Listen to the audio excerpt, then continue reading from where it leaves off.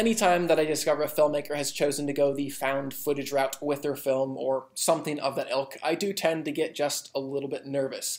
The reason being, though, that visual aesthetic certainly can bring something unique to that film and certainly heighten dramatic tension, or possibly heighten the dramatic tension simply because it looks and feels that much more real. It also significantly limits the visual choices for that filmmaker, forces them to repeatedly justify why characters will continue to film even in really intense situations, and also really shine a spotlight on any dialogue or character work that feels false. And with Searching, director Aneesh Chaganty backed himself even further into a corner, not just by making your standard found footage film, where a character could walk around anywhere they wanted with a camera. He actually played 90% of his film by pointing his camera straight at a computer monitor, meaning that we, his audience, could only see previously recorded videos, FaceTime chats, and internet web browsers, which meant that any time that Chaganty wanted to have his characters leave that computer, he had to figure out a way to justify the recording of those moments. And I say all of this because I really do want it to mean something now when I say that Chaganty really did do a pretty amazing job of not only justifying why he chose to shoot his film this way, he actually used the visual aesthetic to say some interesting things narratively and thematically.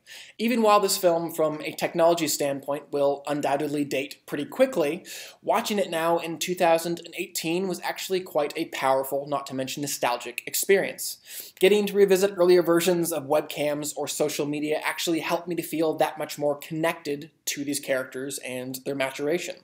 I personally actually remember using those pieces of technology, and seeing the characters use them made them feel just that much more real and relatable at the start of the film. And speaking of the start of the film, I did find the opening montage, which took us from the past to the present, quite successfully delivered an emotional gut punch similar to the one delivered by the opening montage in Pixar's Up, which is really saying something.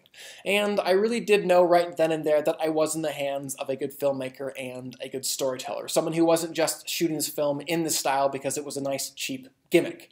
He was at least endeavoring to use this specific approach to tell us a unique and engaging story. And he really did. Being stuck kind of just inside of a computer, forced to, along with John Cho's David Kim, conduct this investigation, really did add to this feeling of claustrophobia, desperation, and hopelessness. You could just feel that character's powerlessness all the more, seeing that all he could really do was attempt to break into his daughter's Facebook account and email, FaceTime with random strangers, and dig through old hard drives. And as he was forced to just sit there and click, click, click, it really did make sense that the character of David would start to doubt his connection to his daughter. Did he really know her, or had he just been fooled by some kind of facade? And I will say, though it was slightly exaggerated at certain points, I did feel like Searching did capture quite well the facade that we all put up on social media.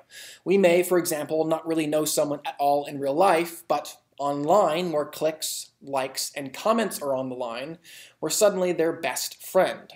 And it really was quite thrilling watching the main character of David just trying to figure out what was real and what was fake, what was truthful and what was artifice. I also thought that this film's writer and director, in a number of very artful ways, used this film's very unique point of view, a point of view that quite literally just stared at a computer monitor, to communicate something about the characters. What they wanted, what they were lacking, what they hoped for, what they feared. For example, when David began his search, not only trying to figure out what had happened to his daughter, but trying to figure out who she was, his desktop, with a picture of her on it, was completely clean.